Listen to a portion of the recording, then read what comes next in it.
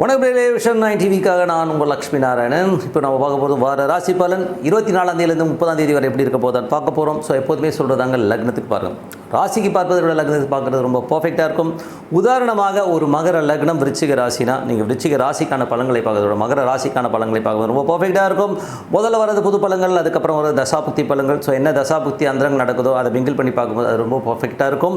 ராசி ஸோ விருச்சிக ராசிக்கு வந்து பார்த்திங்கன்னா உங்களுக்கு ராசி அதிபதி செவ்வாய் வந்து பார்த்திங்கன்னா உங்களுக்கு வந்து 8ல் இருக்காருங்க. ஸோ அவர் வந்து 6ஆம் அதிபதி 8ல் இருக்கும்போது வேலையில் நிறைய ஸ்ட்ரெஸ்ஸோ டென்ஷன்ஸோ வருவதற்கான வாய்ப்பு, தாய்மாமன் உறவுகளால் நமக்கு வந்து ஒரு டென்ஷனோ ஸ்ட்ரெஸ்ஸோ வருவதற்கான வாய்ப்பு இருக்குன்னு கொஞ்சம் கவனமாக இருந்துக்கணும்.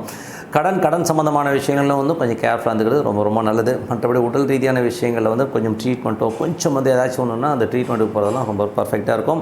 உங்களுக்கு 2 மற்றும் 5ஆம் அதிபதியான குரு வந்து 7ல் இருக்கும்போது குழந்தைகளுடைய திருமணம் சுப நிகழ்ச்சிகள் சார்ந்த விஷயம் நடப்பதற்கான ரொம்ப சிறப்பாக இருக்குது. 3 மற்றும் 4ஆம் அதிபதியான சனி வந்து 4ல் ஆட்சி பலத்தோடு இருக்கும்போது ஒரு வீடு விற்பனை செய்து ஒரு நல்ல பெரும் லாபம் வர்றது, தாயார் சார்ந்த உறவுகளில் வந்து கொஞ்சம் வந்து சின்ன மனக்கலக்கங்கள்லாம் எல்லாமே சரியாயிடுங்க. ஸோ இதில் வந்து பார்த்திங்கன்னா ஒரு சொத்தை விற்று ஏதாவது சுப நிகழ்ச்சிகள் நடத்துறதுக்கான வாய்ப்புகளை கண்டிப்பாக ஏற்படுத்தும். சில நேரம் வந்து மனைவி பேரில் வந்து சொத்து வாங்குவதற்கான வாய்ப்புலாம் ரொம்ப நல்லா இருக்குங்க. ஸோ அதெல்லாமே நல்லா நடக்கும். அதுக்கப்புறம் 5ஆம் அதிபதி ஐந்தாம் அதிபதியான குரு வந்து 7ல் இருக்கும்போது குழந்தைகளோட சுப நிகழ்ச்சிகள் சிறப்பாக நடக்குங்க. 6ஆம் அதிபதியான செவ்வாய் வந்து 8ல் இருக்கும்போது வேலையில் வந்து ஒரு எமோஷன்ஸோ ஸ்ட்ரெஸ்ஸஸோ ஏற்படுத்தும். ஸோ அதனால் கொஞ்சம் பார்த்து நடந்துக்கணும். வேலையில் வந்து கொஞ்சம் நம்ம தேவையில்லாத ஒரு எமோஷன்ஸ் இருக்கும். ஸோ அதை மட்டும் கொஞ்சம் பார்த்து நடந்துக்கிட்டிங்கன்னா போதும். ஸோ அதுக்கப்புறம் பார்க்கும்போது உங்களது 7ஆம் அதிபதி சுக்கிரன் வந்து பரிவர்த்தனை 7ல் இருக்கும்போது சுப நிகழ்ச்சியை சார்ந்த விஷயங்களை சிறப்பாக நடத்த கொடுத்துருங்க. ஸோ அதெல்லாமே ரொம்ப நல்லாயிருக்கும். 8ஆம் அதிபதி புதன் வந்து உங்களுக்கு 6ல் இருக்கும்போது தேவையில்லாத ஒரு மன உளைச்சலோ ஸ்ட்ரெஸ்ஸோ கடன் சம்பந்தமான சுமைகளோ ஏற்படுத்துறதுக்கான வாய்ப்புகளும் கொஞ்சம் கவனமாக இருக்கணும். தாய்மாமன் வீட்டில் வந்து விரோதங்கள் ஏற்படுவதற்கான வாய்ப்புகளும் கொஞ்சம் கவனமாக இருக்குது. ரொம்ப ரொம்ப நல்லது. ஸோ அதுக்கப்புறம் 9ஆம் அதிபதி சந்திரன் வந்து பார்த்திங்கன்னா உங்களுக்கு வந்து சிறப்பான விஷயங்கள், அது உங்களுக்கு வந்து பாதக ஸ்தானமாக இருந்தாலும் ஒன்றும் பெரிய ப்ராப்ளம் கிடையாதுங்க. ஸோ அது வந்து வீடு சொத்துக்கள் சார்ந்த விஷயங்கள் நிலப்பலங்கள் சம்பந்தமான விஷயங்கள் சிறப்பான பலன்களை கண்டிப்பாக கொடுத்துரும். அப்படி இல்லைன்னா குழந்தையோட விஷயங்களும் சிறப்பான பலன்களை கண்டிப்பாக எதிர்பார்க்கலாம். ஸோ அதுக்கப்புறம் 10ஆம் அதிபதியான சூரியன். ஸோ 10ஆம் அதிபதி சூரியன் வந்து பார்த்திங்கன்னா உங்களுக்கு வந்து 5ல் இருக்காருங்க. ஸோ 5ல் இருக்கும்போது என்ன மாதிரி விஷயங்களை பண்ணும் அப்படின்போது கொஞ்சம் தொழில் ரீதியான விஷயங்கள் அகலக்கால் வைக்காமல் இருக்கிறது ரொம்ப ரொம்ப நல்லது. ஏதாவது ரிஸ்க் எடுத்து மாட்டிக்கிறதுக்கான வாய்ப்பும் கொஞ்சம் கேர்ஃபுல்லாக இருக்கிறது ரொம்ப ரொம்ப அவசியம். ஸோ தொழில் ரீதியான விஷயங்களும் அக்ரிமெண்ட்டோ ஏதோ சைன் பண்ணதாலும் 1க்கு 4 வாட்டி படித்து பார்த்து கையெழுத்து போகிறது ரொம்ப ரொம்ப நல்லது. 11ஆம் அதிபதியான புதன் வந்து 5ல் இருக்கும்போது ஆன்மீக சுற்றுலா போகிறதுக்கான வாய்ப்புகளும் குலதெய்வ வழிபாடு இந்த மாதிரி விஷயங்களெல்லாம் மனசு போகுங்க. ஸோ அதெல்லாமே நடக்கும். இதுவரை பார்த்து வந்து பொது பலன்கள் இப்போ பார்க்கும்போது தசாபதி பலன்கள். ஸோ விருச்சிக லக்னமாக வந்து சூரிய தசாபதி சூரியன் வந்து பார்த்திங்கன்னா 10ஆம் அதிபதி வந்து 5ல் இருக்கும்போது தொழில் ரீதியான விஷயங்கள் அகலக்கால் வச்சு மாட்டிக்கிறதுக்கான வாய்ப்புகளும் ரொம்ப கவனமாக இருக்கணும்.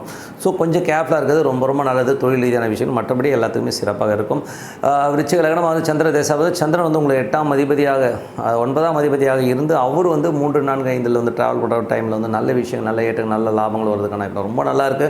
தந்தை சார்ந்த விஷயங்கள்லாம் சிறப்பாக இருப்பதற்கான இப்போ ரொம்ப நல்லாயிருக்கு. ஸோ விருச்சிக லக்னமாக இருந்து செவ்வாய் தசாபதினா செவ்வாய் வந்து பார்த்திங்கன்னா 6ஆம் அதிபதியாக இருந்து அவர் வந்து 8ல் இருக்கும்போது வேலையில் ரொம்ப கவனம் தேவை. வேலையில் வந்து ஒரு சண்டை சச்சரவுகள் மனக்கலக்கங்கள் வரதுக்கான வாய்ப்புகள், கடன் சம்பந்தமான விஷயங்கள் ரொம்ப கவனமாக இருக்கணும். உடல் ரீதியான விஷயங்கள் உடல் நலம் சம்பந்தமான விஷயங்களை நம்ம கரெக்டாக பார்த்துக்கிறது ரொம்ப ரொம்ப நல்லதுங்க. விருச்சிக லக்னமாக வந்து ராகு வந்து பார்த்திங்கன்னா உங்களுக்கு 5ஆம் அதிபதியாக இருந்து அவர் வந்து இப்போ வந்து குருவுடைய சாரத்தில் இருக்கும்போது நல்ல விஷயங்கள் நல்ல ஏற்றங்கள்லாம் இருக்கும். ஸோ குழந்தைகள் வந்து வெளிநாடு போகிறதுக்கான வாய்ப்புகள், வெளி மாநிலங்கள் போகிறதுக்கான வாய்ப்புகள் ரொம்ப சிறப்பாக இருக்கும். குழந்தைகள் வந்து கொஞ்சம் மட்டமட்டாக நடக்கிற மாதிரி ஃபீலை கண்டிப்பாக ஏற்படுத்தும். அதுக்கப்புறம் பார்க்கும்போது விருச்சிக லக்னமாக இருந்து குரு தசாபதி எந்திரங்கள் வந்து பார்த்திங்கன்னா குரு வந்து 5ஆம் அதிபதியாக இருந்து அவர் வந்து 7ல் இருந்து குழந்தையோட சுப நிகழ்ச்சிகள் சார்ந்த விஷயங்கள் நடக்கிறதுக்கான இப்போ ரொம்ப நல்லா இருங்க. ஸோ அது சிறப்பான விஷயங்களை கண்டிப்பாக கொடுத்துரும். விருச்சிக லக்னமாக இருந்து சனி தசாபதி எந்திரங்கள். ஸோ சனி வந்து பார்த்திங்கன்னா உங்களுக்கு வந்து 3ஆம் அதிபதி 4ல் இருக்கும்போது சொத்துக்கள் மூலியமாக பெரும் பணம் வருவதற்கான வாய்ப்பு, நல்ல லாபங்கள் வருவதற்கான வாய்ப்பு ரொம்ப நல்லா இருக்குது. அதே தாயாருடைய உடல்நலம் சம்பந்தமான விஷயங்கள் கொஞ்சம் கேர்ஃபுல்லாக இருந்துக்கணும். அதெல்லாம் ரொம்ப சிறப்பாக இருங்க. ஸோ விருச்சிக லக்னமாக வந்து புதன் தசாபதி வந்து 5ஆம் அதிபதியாக இருந்து அது 5ல் இருக்கார். ஸோ 5ல் இருக்கும்போது 8ஆம் அதிபதி 5ல் இருக்கும்போது குழந்தைகள் கொஞ்சம் டென்ஷன் பண்ணுறது ஸ்ட்ரெஸ் பண்ணுறது மாதிரி விஷயங்களுக்கும் கொஞ்சம் கேர்ஃபுல்லாக இருக்குது ரொம்ப ரொம்ப நல்லது. ஆன்மீக சுற்றுலா பிரயாணங்கள் போகலாம் அப்படிங்கிற எண்ணங்களையும் நிறைய ஏற்படுத்தும். கொஞ்சம் கேர்ஃபுல்லாக இருக்கணும். ரொம்ப அலையாமல் இருக்கிறது ரொம்ப ரொம்ப நல்லது. அதுவும் புதன் தசாபுத்தி அந்த நடக்கும் கொஞ்சம் கேர்ஃபுல்லாக இருந்துக்கணும். விருச்சிக லக்னமாக வந்து கேது தசாபதி 11ல் இருக்கும்போது நல்ல ஒரு சிறப்பான விஷயங்கள் நல்ல விஷயங்கள் நடக்கும். நல்ல லாபங்கள், லீகல் சம்மந்தமான விஷயங்கள், ஏதோ கோர்ட்டு கேஸ் சம்மந்தமான விஷயங்கள்லாம் வந்து உட்காந்து பேசும் ஒரு தீர்வு வருவதற்கான ரொம்ப நல்லாயிருக்கு. ஆன்மீக சுற்றுலா போகிறதுக்கான வாய்ப்புலாம் ரொம்ப சிறப்பாக இருங்க. விருச்சிக லக்னமாக வந்து சுக்கிர தசாவதும் சுக்கிரன் வந்து பார்த்திங்கன்னா 5 வந்து உச்சமாக இருக்கிறதா இருந்தாலும் அது பரிவர்த்தனை வந்து 7 இருக்கும் சுப நிகழ்ச்சியை சார்ந்த விஷயங்கள் நடப்பதுக்கான வாய்ப்பு, அதுக்கான செலவுகள் கொஞ்சம் நடக்கும். ஸோ அதெல்லாமே ரொம்ப சிறப்புங்க. ஸோ இதெல்லாம் ஒரு கேல்குலேஷன், எது ப்ளஸ் மைனஸுங்கிறது வந்து நம்ம கேல்குலேட் பண்ணி அது வந்து நம்ம வாழ்க்கையில் அப்ளை பண்ணிங்கன்னா ரொம்ப சேஃபாக இருக்கலான்றது தான் உண்மையான விஷயம். பார்க்கலாம். ஸோ இதை வந்து கொஞ்சம் ஃபாலோ பண்ணிக்கோங்க. ஏன்னா இந்த விஷயங்கள் வந்து நீங்கள் அலர்ட்டாக இருந்தீங்கனாலே ரொம்ப சிறப்பாக இருக்கும். மற்றபடி என்னங்க, ஸோ எல்லாமே சிறப்பு தான்.